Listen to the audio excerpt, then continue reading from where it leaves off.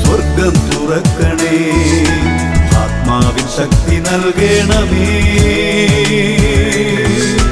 വേഗം വരണമേ, സ്നേഹം പകരണമേ, ആത്മാവിലൊന്നു തൊടണമേ. ആരാധനയൻ യേശുവേ, ഹല്ലേലൂയ മാറാനാഥാ, ഹല്ലേലൂയ മാറാനാഥാ. Come, Lord Jesus.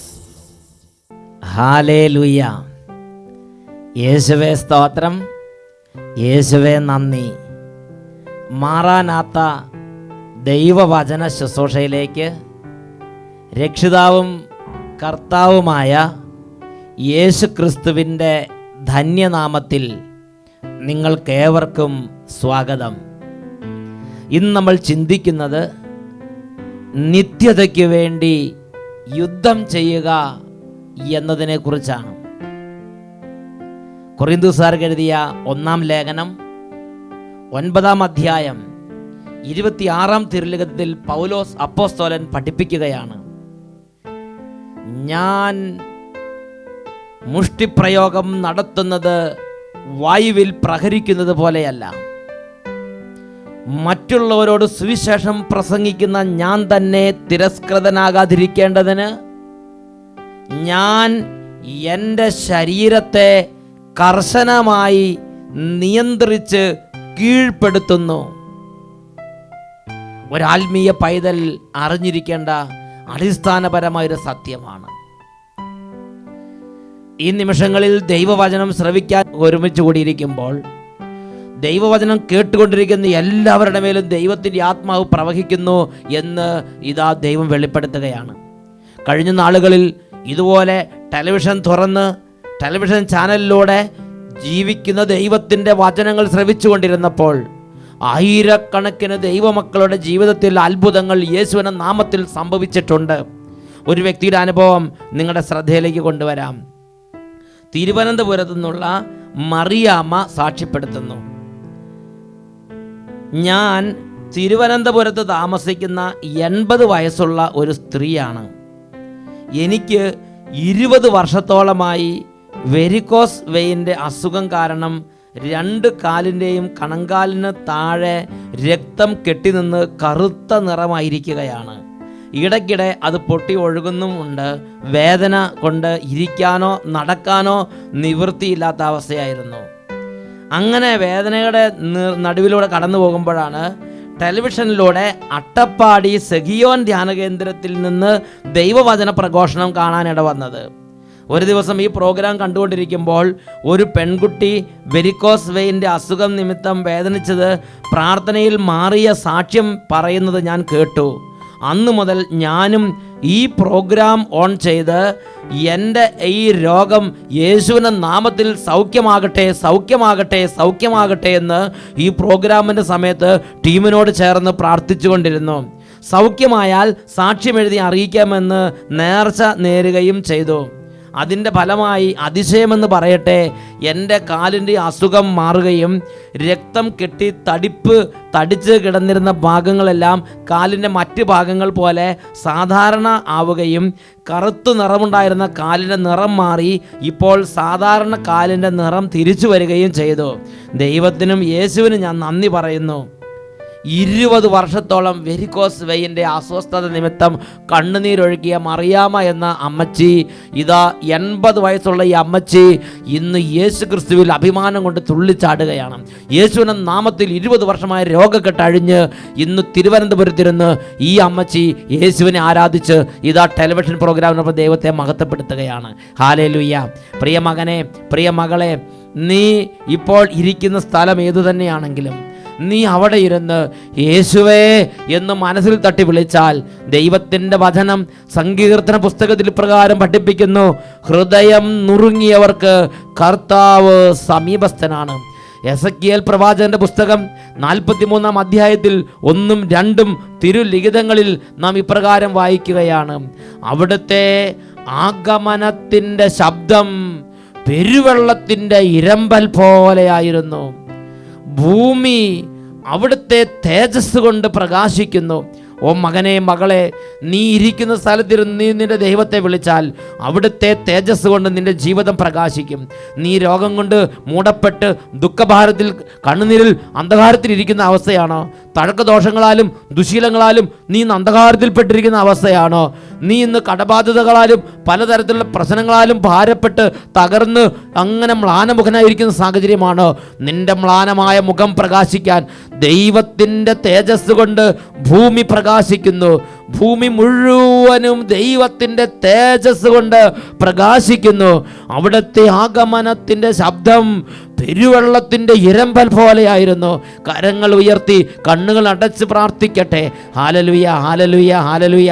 ഓ ദൈവമേ, എസെക്കിയേൽ 43 അധ്യായം 1-2 തിരുലിഖിതങ്ങളിൽ വാഗ്ദാനം ചെയ്യപ്പെട്ട പ്രകാരം വലിയ ശബ്ദത്തോടുകൂടെ പെരുവെള്ളത്തിൻ്റെ ഇരമ്പലോടുകൂടെ അത്ഭുത ഇടപെടൽ, അത്ഭുതകരമായ പ്രകടമായ അടയാളങ്ങളോടുകൂടെ ഓരോ കുടുംബത്തിലേക്കും ഓരോ മകൻ്റെയും മകളുടെയും ജീവിതത്തിലേക്ക് ഇപ്പോൾ അവിടുന്ന് വ്യാപരിക്കണമേ.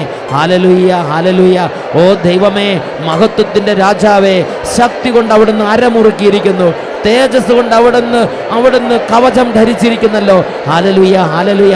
അങ്ങയുടെ മഹിമ പ്രതാപം ഇന്ന് ഓരോ മകൻ്റെയും മകളുടെയും കണ്ണുകൾ ദർശിക്കാൻ തക്കവണ്ണം ഇപ്പോൾ അങ്ങയുടെ അത്ഭുത സാന്നിധ്യം കൊണ്ട് ഓരോ മുറിയും ഓരോ ഭവനവും ഓരോ സ്ഥാപനവും ഓരോ സമൂഹവും നിറയട്ടെ.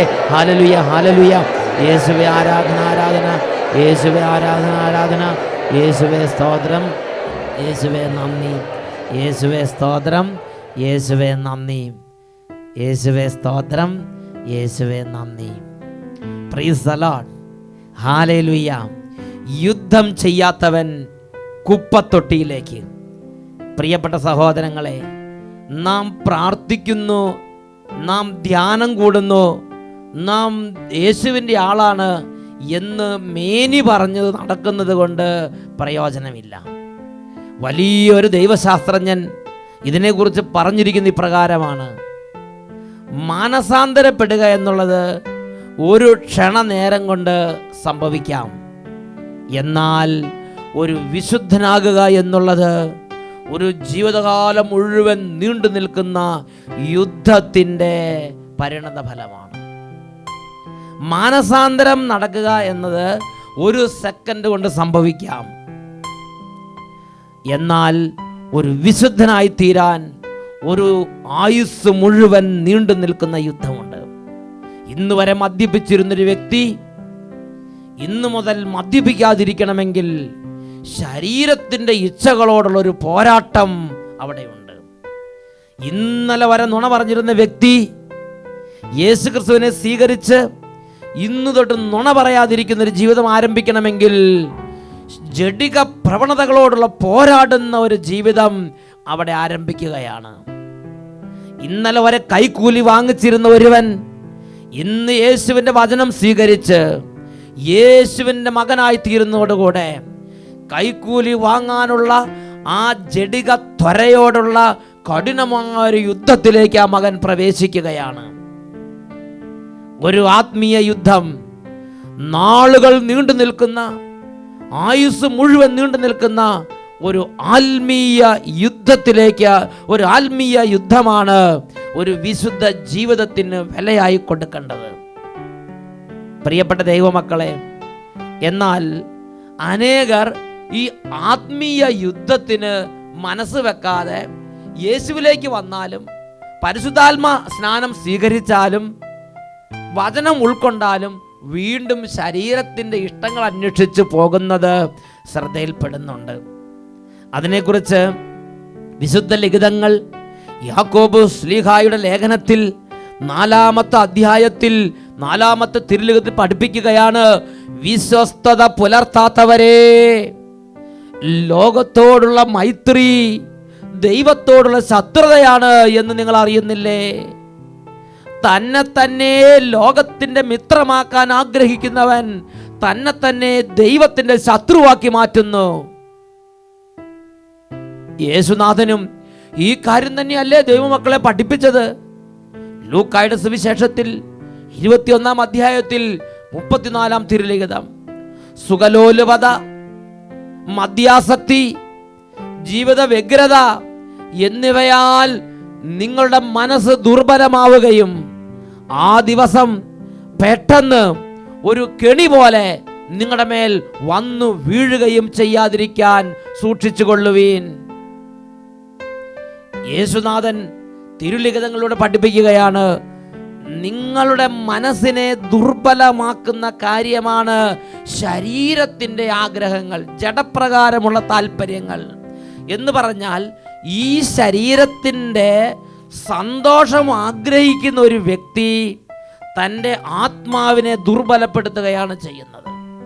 ശരീരത്തിൻ്റെ സുഖങ്ങൾ അന്വേഷിക്കുന്ന വ്യക്തി, ശരീരത്തിൻ്റെ സുഖങ്ങളിൽ സന്തോഷം കണ്ടെത്തുന്ന, ശാരീരിക സന്തോഷത്തിന് വേണ്ടി ജീവിതത്തിൽ ഓടിക്കൊണ്ടിരിക്കുന്ന മകനെ, മകളെ, നീ അറിഞ്ഞാലും അറിഞ്ഞില്ലെങ്കിലും നീ ഒരു കാര്യം മനസ്സിലാക്കിക്കൊള്ളുക, നിന്റെ ആത്മീയ ജീവിതത്തെ നീ ദുർബലപ്പെടുത്തിക്കൊണ്ടിരിക്കുകയാണ് ചെയ്യുന്നത്. എത്രമാത്രം ശരീരത്തിലെ സുഖങ്ങൾക്ക് വേണ്ടി നീ ഓടുന്നുവോ അത്രമാത്രം നിന്റെ പ്രാർത്ഥനാ ജീവിതം ദുർബലപ്പെട്ട് കഴിഞ്ഞു, നിന്റെ വിശുദ്ധ ജീവിതം ദുർബലപ്പെട്ട് കഴിഞ്ഞു. ഇതിനെക്കുറിച്ച് ആവിലായിലെ വിശുദ്ധ അമ്മ ത്രേസ്യ പറയുന്നത് ഇപ്രകാരമാണ്: സന്തോഷങ്ങൾ തേടി തേടി നടക്കുന്നവരെ ദൈവം തൻ്റെ സ്നേഹിതരായി സ്വീകരിക്കുന്നുവെന്ന് വിചാരിക്കുന്നത് വിഡ്ഢിത്തരമാണ്. സന്തോഷങ്ങൾ തേടി തേടി നടക്കുന്നവർ, കണ്ണിൻ്റെതായ സന്തോഷങ്ങൾ വേണം, നല്ല നല്ല കാഴ്ചകൾ, അത് തേടി തേടി കണ്ട് നടക്കുകയാണ്. ചെവിക്ക് നല്ല നല്ല സ്വരങ്ങൾ വേണം. അങ്ങനെ ഈ കണ്ണിനും കാതിനും നാവിനും ഇന്ദ്രിയങ്ങൾക്ക് താല്പര്യമുള്ളത്, സുഖേച്ഛകൾക്ക് അടിമപ്പെട്ട് ശരീരത്തിൻ്റെ സുഖങ്ങൾ തേടി തേടി നടക്കുന്ന ഒരു മനുഷ്യനാണോ നീ? നീ വേദന ഇഷ്ടപ്പെടാത്തൊരു മനുഷ്യനാണോ? നീ ത്യാഗം ഇഷ്ടപ്പെടാത്തൊരു മനുഷ്യനാണോ? നിനക്ക് കഷ്ടത താല്പര്യമില്ലേ? എങ്കിൽ ഇതാ പരിശുദ്ധാത്മാവ് നിറഞ്ഞ് ദൈവത്തിൻ്റെ ദാസി ആവിലായിലെ വിശുദ്ധ അമ്മ ത്രേസ്യ പഠിപ്പിക്കുകയാണ്, ശരീരത്തിൻ്റെ സുഖങ്ങൾ തേടി തേടി നടക്കുന്ന മനുഷ്യന് ദൈവത്തിൻ്റെ സ്നേഹിതനാകാമെന്ന് വിചാരിക്കുന്നത് മഹാവിഡ്ഢിത്തരമത്രേ. പ്രിയപ്പെട്ട ദൈവമക്കളെ, ഒരു നാൾ യേശുനാഥൻ വിശുദ്ധ ഫ്രാൻസിസ് അസീസിക്ക് പ്രത്യക്ഷപ്പെട്ട് വിശുദ്ധ ഫ്രാൻസിസ് അസീസിയോട് യേശുനാഥൻ പറഞ്ഞൊരു കാര്യമുണ്ട്. യേശുനാഥൻ ഫ്രാൻസിസ് അസീസിയോട് പറഞ്ഞു, നീ എന്നെ അനുഗമിക്കാൻ ആഗ്രഹിക്കുന്നുണ്ടെങ്കിൽ കയ്പുള്ളത് മധുരമുള്ളത് കയ്പായും സ്വീകരിച്ചാൽ മാത്രമേ കഴിയുകയുള്ളൂ. നീ എന്നെ അനുഗമിക്കാൻ ആഗ്രഹിക്കുന്നുണ്ടെങ്കിൽ കയ്പ് വസ്തുക്കളെല്ലാം മധുരമുള്ള വസ്തുക്കളായും മധുരമുള്ള വസ്തുക്കളെല്ലാം കയ്പുള്ള വസ്തുക്കളായും നീ സ്വീകരിച്ചേ മതിയാവും. ആത്മീയ ജീവിതത്തിൽ നീ അടിക്കടി ഒരു കഴുകനെ പോലെ പറന്ന് പറന്ന് പറന്ന് പറന്ന് ഉയരാൻ നീ ആഗ്രഹിക്കുന്നുവോ? എങ്കിൽ ഈ ലോക സന്തോഷങ്ങളെ കയ്പ് വസ്തുക്കളായും ഈ ലോകത്തിൽ നമുക്ക് ദുഃഖവും വേദനയും മടുപ്പും തോന്നിപ്പിക്കുന്ന പ്രാർത്ഥന, ദൈവവചനം, ആത്മീയ ജീവിതം, എളിമ, വിനയം, സത്യസന്ധത, കഷ്ടപ്പാടുകൾ, ആത്മീയ കാര്യങ്ങൾക്ക് വേണ്ടി വേദന സഹിക്കുക, പരിത്യാഗ പ്രവൃത്തികൾ, ഇതെല്ലാം നീ നല്ല മധുരമുള്ള പാനീയം പോലെ ജീവിതത്തിൽ ഏറ്റുവാങ്ങണം. ഹല്ലേലൂയ. അതാണ് സഭാപ്രസംഗന്റെ പുസ്തകം 7-ാം അധ്യായം 4-ാം തിരുലിഖിതം. ജ്ഞാനിയുടെ ഭവനം കണ്ണുനീരിൻ്റെ ഭവനത്തിലാണ്, എന്നാൽ മൂഢന്റെ ഹൃദയമാകട്ടെ ആഹ്ലാദത്തിൻ്റെ ഭവനത്തിലും. നീ ഒരു ദൈവിക മനുഷ്യനാണോ? നീ ഈ ലോകത്തിൻ്റെ മൂഢനാണോ? നീ വഷളനാണോ എന്ന് തിരിച്ചറിയാൻ സഭാപ്രസംഗൻ 7-ാം അധ്യായം 4-ാം തിരുലിഖിതത്തിൽ പഠിപ്പിക്കുകയാണ്, ജ്ഞാനിയുടെ ഹൃദയം കണ്ണുനീരിൻ്റെ ഭവനത്തിലാണ്. നിനക്ക് ഈ ലോകത്തിലെ കഷ്ടതയെല്ലാം ഏറ്റുവാങ്ങാനുള്ളൊരു മനസ്സിന് തുറവിയുണ്ടോ? നിനക്ക് പട്ടിണി, ദാരിദ്ര്യം, ലാളിത്യം, വിനയം, എളിമപ്പെടുത്തുക, തിരുത്തപ്പെടുക, ഇതെല്ലാം സ്വീകരിക്കുന്നതിൽ ഒരു മധുരപാനീയം കുടിക്കുന്ന പോലെ ഒരു ആവേശം തോന്നുന്നുണ്ടോ? എങ്കിൽ നീ ദൈവസന്നിധിയിൽ ജ്ഞാനിയായ, ദൈവത്തിന് പ്രിയങ്കരനായ ഒരു പൈതലാണ്. എന്നാൽ വേദനാജനകമായ പല കാര്യങ്ങളും ഓർക്കുമ്പോൾ, നിന്റെ ശരീരത്തിന് ജഡപ്രകാരമുള്ള നിന്റെ ശരീരത്തിൻ്റെ പ്രവണതകൾക്ക് ചേരാത്ത കാര്യങ്ങൾ വരുമ്പോൾ നിനക്ക് ഭാരവും വിഷമവും തോന്നുകയാണോ? നിന്റെ ഹൃദയം എപ്പോഴും തുള്ളിച്ചാടുന്ന, നിങ്ങൾ ആഹ്ലാദം നിറഞ്ഞ അവസ്ഥയാണോ നീ സ്വപ്നം കണ്ടുകൊണ്ടിരിക്കുന്നത്? എങ്കിൽ ദൈവത്തിൻ്റെ വചനം പഠിപ്പിക്കുകയാണ്, മൂഢന്റെ ഹൃദയം ആഹ്ലാദത്തിൻ്റെ ഭവനത്തിൽ ഇരിക്കുന്നു. ഇപ്പോൾ ചിരിക്കുന്നവരെ നിങ്ങൾക്ക് ദുരിതം, എന്തെന്നാൽ നിങ്ങൾ കരയും. ഇപ്പോൾ കരയുന്നവരെ നിങ്ങൾ ഭാഗ്യവാന്മാർ, എന്തെന്നാൽ നിങ്ങൾ ചിരിക്കും.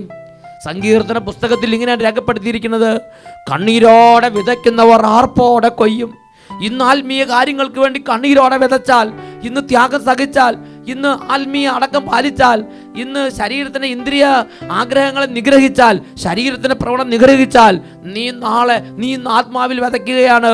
നാളെ നീ ആർപ്പോടെ കൊയ്യും. കണ്ണീരോടെ വിതയ്ക്കുന്നവർ ആർപ്പോടെ കൊയ്യും. എന്നാൽ ഈ ശരീരത്തിന്റെ പ്രവണതകളെ നിയന്ത്രിക്കാൻ കഴിയാതെ പോയി കുപ്പത്തൊട്ടിയിൽ നിപതിച്ച നിഹതന്മാരെ കുറിച്ച് വിശുദ്ധ ലിഖിതങ്ങൾ നമുക്ക് കാണാൻ സാധിക്കും. ശരീരത്തിന്റെ പ്രവണതകളെ നിയന്ത്രിക്കാൻ പറ്റാതെ കാമാസക്തിക്കും ജഡികാസക്തിക്കും ലോകമോഹങ്ങൾക്കും വേണ്ടി ജീവിതം വിട്ടുകൊടുത്ത ആളുകൾ കുപ്പത്തൊട്ടിയിൽ നിബന്ധിച്ച കാര്യങ്ങളാണ് ചരിത്രത്തിൽ കാണുന്നത്. ഹെറോദോസ് ഒത്തിരി ഉയർത്തപ്പെട്ടൊരു മനുഷ്യനാണ്, ഒത്തിരി വളർത്തപ്പെട്ടൊരു മനുഷ്യനാണ്. ദൈവം വളർത്തി അദ്ദേഹത്തെ ഒരുപാട് ഉയർത്തി. ദൈവം ഒരു വ്യക്തിയെ ഉയർത്തുമ്പോൾ ആ വ്യക്തിയെക്കുറിച്ച് ദൈവത്തിൻ്റെ ഒരു പദ്ധതിയുണ്ട്. റോമാലേഖനം 9-ാം അധ്യായം 17-ാം വാക്യത്തിൽ ഇങ്ങനെയാണെന്ന് വായിക്കുന്നത്: വിശുദ്ധ ഗ്രന്ഥം ഫറവോയോട് പറയുന്നു, ഭൂമിയിലെങ്ങും എൻ്റെ നാമം ഉദ്ഘോഷിക്കപ്പെടുന്നതിനും എൻ്റെ ശക്തി നിന്നിൽ പ്രകടമാകുന്നതിനും വേണ്ടിയാണ് ഞാൻ നിന്നെ ഉയർത്തിയത്. അപ്പോൾ ദൈവം ഒരു വ്യക്തിയെ ഉയർത്തുമ്പോൾ ഭൂമിയിലെങ്ങും ദൈവനാമം പ്രഘോഷിക്കപ്പെടുന്നതിനും ദൈവത്തിൻ്റെ ശക്തി ആ വ്യക്തിയിൽ പ്രകടമാകുന്നതിനും വേണ്ടിയാണ് ദൈവം ഈ ഭൂമിയിൽ ഒരു വ്യക്തിയെ ഉയർത്തുന്നത്. എന്നാൽ ഹെറോദോസ് ആകട്ടെ ഇത് സ്വന്തം ശരീരത്തിൻ്റെ ഇച്ഛകളെല്ലാം നിവർത്തിക്കാൻ വേണ്ടി കിട്ടിയ സുവർണ അവസരമായി കണക്കാക്കി അവൻ വെറിക്കൂത്തുകളിൽ മുഴുകി.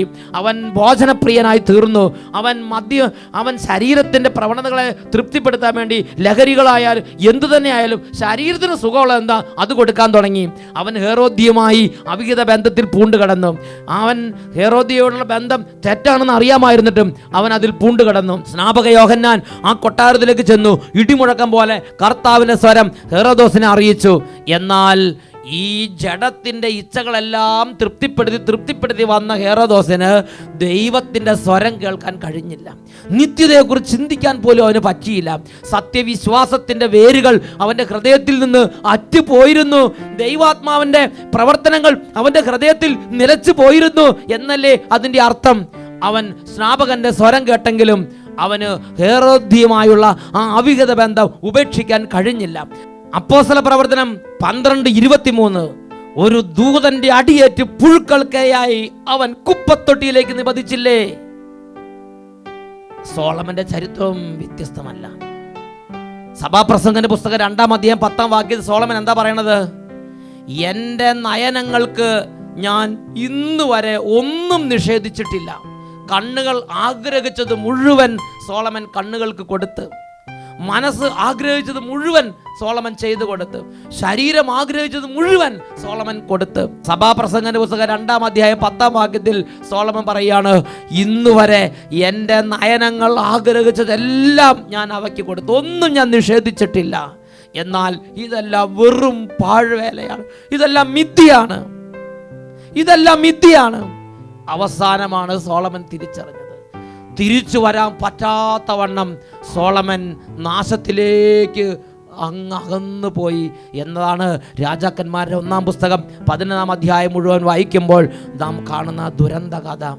ഇതിനെക്കുറിച്ച് വിശുദ്ധ അംബ്രോസ് പറഞ്ഞിരിക്കുന്ന പ്രകാരമാണ്: സോളമൻ ദേവാലയം പണി കഴിപ്പിച്ചു, അതിന് പകരം സ്വന്തം ശരീരത്തെ നിയന്ത്രിച്ച് കൊണ്ടു നടന്നിരുന്നെങ്കിൽ എത്രയോ ഭേദമായിരുന്നു.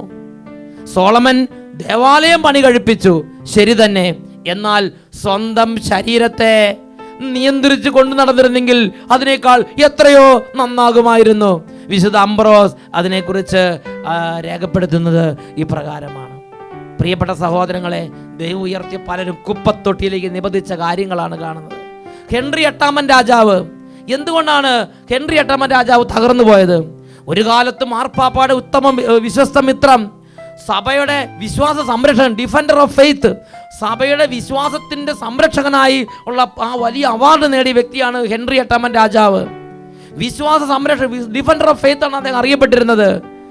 അങ്ങനെയുള്ള വ്യക്തി സഭാ വിരോധിയായി മാറി, സത്യവിശ്വാസ വിരോധിയായി മാറി, അനേകരെ കൂട്ടത്തോടെ നിത്യനാശത്തിലേക്ക് നയിച്ചു. മാർപ്പാപ്പയോട് വലിയ വിരോധം, തിരുസഭയോട് വിരോധം, അനേക കൊടും ക്രൂരതകൾ ചെയ്യുന്ന മഹാ തിന്മയുടെ വ്യക്തിയായി ഹെൻറി 8-ാമൻ രാജാവ് മാറി. എന്താ കാരണം? അവിഹിത ബന്ധം തന്നെ. ശരീരത്തിന്റെ ഇച്ഛകൾക്ക് വേണ്ടി പരക്കം പാഞ്ഞ ഹെൻറി 8-ാമന് ഇതാ ദൈവത്തിന്റെ സന്നിധിയിലേക്ക് പറന്നുയരുന്നവൻ കുപ്പത്തൊട്ടിയിലേക്ക് നിപതിച്ച്. സാംസന്റെ കാര്യവും വ്യത്യസ്തമല്ല.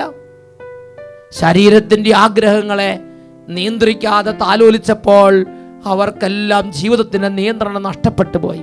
അവരുടെ സത്യവിശ്വാസം പോലും ദുർബലമായി തീർന്നു. അതുകൊണ്ട് ഈ ഭൂമി ജീവിച്ച ദൈവത്തിൻ്റെ ദാസന്മാർ ദൈവമക്കളെ പഠിപ്പിക്കുന്നൊരു കാര്യമുണ്ട്. വിശുദ്ധ ലയോ മാർപ്പാപ്പ പഠിപ്പിക്കുന്ന പ്രകാരമാണ്, നോമ്പ് അനുഷ്ഠിച്ചുകൊണ്ടാണ് വിശുദ്ധന്മാരെല്ലാവരും വിശുദ്ധിയിലേക്ക് നടന്നെടുത്തത്. വിശുദ്ധ ലയോ മാർപ്പാപ്പ പഠിപ്പിക്കുകയാണ്, നോമ്പ് അനുഷ്ഠിച്ചുകൊണ്ടാണ് വിശുദ്ധന്മാരെല്ലാവരും വിശുദ്ധിയിലേക്ക് നടന്നെടുത്തത്. ചിന്തകർ പറയുന്ന പ്രകാരമാണ്, ശക്തനായ കുതിരയുടെ പുറത്തിരുന്ന് സഞ്ചരിക്കുന്നയാൾ കുതിരയ്ക്കും തനിക്കും അപകടമുണ്ടാകാതിരിക്കാൻ എപ്പോഴും കടിഞ്ഞാൻ ശ്രദ്ധാപൂർവം പിടിച്ചുകൊണ്ട് ഇരിക്കുന്നത് പോലെ നമ്മൾ നമ്മുടെ ശരീരത്തിൻ്റെ ഇച്ഛകളെ നിയന്ത്രിച്ചു കൊണ്ടിരിക്കണം. ശക്തനായ കുതിരയുടെ പുറത്തിരിക്കുന്നയാൾ തനിക്കും കുതിരയ്ക്കും അപകടമുണ്ടാകാതിരിക്കാൻ എപ്പോഴും കടിഞ്ഞാൻ ശ്രദ്ധാപൂർവം നിയന്ത്രിച്ചു കൊണ്ടിരിക്കുന്നത് പോലെ നമ്മൾ നമ്മുടെ ശരീരത്തിൻ്റെ ഇച്ഛകളെ ശ്രദ്ധാപൂർവം നിയന്ത്രിച്ചു കൊണ്ടിരിക്കണമെന്ന് ഈ ലോകത്തിൽ ജീവിച്ച് കടന്നുപോയ തത്വജ്ഞാനികൾ നമുക്ക് പറഞ്ഞു തരികയാണ്. പ്രിയപ്പെട്ട ദൈവമക്കളെ, ഈ നിമിഷങ്ങളിൽ നമുക്ക് ദൈവത്തോട് പ്രാർത്ഥിക്കാം. ദൈവമേ, അവിടുന്ന് വിശുദ്ധ ലിഖിതങ്ങളിലൂടെ ഞങ്ങളോട് പറഞ്ഞു തന്നു. റോമാലേഖനം 8-ാം അധ്യായം 7 മുതൽ തിരുലിഖിതങ്ങൾ. ജഡിക താൽപ്പര്യങ്ങളിൽ മുഴുകിയിരിക്കുന്ന മനസ്സ് ദൈവത്തിൻ്റെ ശത്രുവാണ്. അത് ദൈവത്തിൻ്റെ നിയമത്തിന് കീഴ്പ്പെടുന്നില്ല, കീഴ്പ്പെടാൻ അതിന് സാധിക്കുകയുമില്ല. ഓ ദൈവമേ, ഒരു യുദ്ധത്തിലേക്ക് പ്രവേശിക്കാൻ എന്നെ സഹായിക്കണമേ. ഓരോ ദിവസവും ശരീരത്തിൻ്റെ ഇച്ഛകളെ നിയന്ത്രിച്ചും ശരീരത്തിൻ്റെ പ്രവണതകളോട് യുദ്ധം ചെയ്തും ദൈവീക മാർഗത്തിൽ അടിക്കടി മുന്നേറാൻ ലയോ മാർപ്പാപ്പ പറഞ്ഞതുപോലെ, നോമ്പ് അനുഷ്ഠിച്ചുകൊണ്ട് വിശുദ്ധന്മാർ വിശുദ്ധിയിലേക്ക് നടന്നെടുത്തതുപോലെ ശരീരത്തിൻ്റെ പ്രവണതകളെ നിയന്ത്രിച്ച് ശരീരത്തിൻ്റെ പ്രവണതകൾക്ക് കടിഞ്ഞാണിട്ട് യുദ്ധം ചെയ്ത് ദൈവരാജ്യം അവകാശപ്പെടുത്താൻ ഒരു വീര്യ പൗരുഷം ഞങ്ങൾക്ക് തരണമേ കർത്താവേ. യുദ്ധം ചെയ്യാത്തവർ കുപ്പത്തൊട്ടിയിലേക്ക് നിവധിക്കുമെന്ന് ചരിത്രത്തിൽ നിന്ന് മനസ്സിലാക്കി യേശുക്രിസ്തുവിൻ്റെ പദാനുപദം പോകാൻ മധുരത്തെ കയ്പായും കയ്പിനെ മധുരമായി സ്വീകരിക്കുന്ന ശരീരത്തിന് ഇച്ഛകളോ യുദ്ധം ചെയ്യുന്ന ഒരു ആത്മീയ ജീവിതത്തിന് ഉടമയാകാൻ ഓ ദൈവമേ, എന്നെയും എൻ്റെ കുടുംബാംഗങ്ങളെ അനുഗ്രഹിക്കണമേ. Hallelujah, hallelujah. സുഖലോദിപര ദുരാത്മാക്കളെ നാമത്തിൽ കൽപ്പിക്കുന്നു, കുടുംബങ്ങളിൽ നിന്ന് വിട്ടൊഴിഞ്ഞു പോവുക. ഉറക്കത്തിൻ്റെയും അലസതയുടെയും മടുപ്പിൻ്റെയും പ്രാർത്ഥനയില്ലായ്മയുടെയും ഭക്തിരാഹിത്യത്തിൻ്റെയും ജഡിക പ്രവണതകളുടെയും ഭോജനപ്രിയത്തിൻ്റെ അരൂപികളെ നാമത്തിൽ കൽപ്പിക്കുന്നു, നീ കുടുംബത്തിൽ നിന്ന് ഇറങ്ങിപ്പോവുക. പ്രാർത്ഥനയുടെ അഭിഷേകം നിറയട്ടെ, വിശുദ്ധിയുടെ അഭിഷേകം നിറയട്ടെ, തീഷ്ണതയുടെ അഭിഷേകം നിറയട്ടെ, സന്ധ്യാപ്രാർത്ഥന അഭിഷേകം നിറയട്ടെ. ഹല്ലേലൂയ, ഹല്ലേലൂയ, ഹല്ലേലൂയ. യേശുവേ ആരാധന, ആരാധന. യേശുവേ ആരാധന, യേശുവേ സ്തോത്രം, യേശുവേ ആരാധന, യേശുവേ നന്ദി. Praise the Lord. ഹല്ലേലൂയ. ഹല്ലേലൂയ, മാറാനാത്ത. Come, Lord Jesus.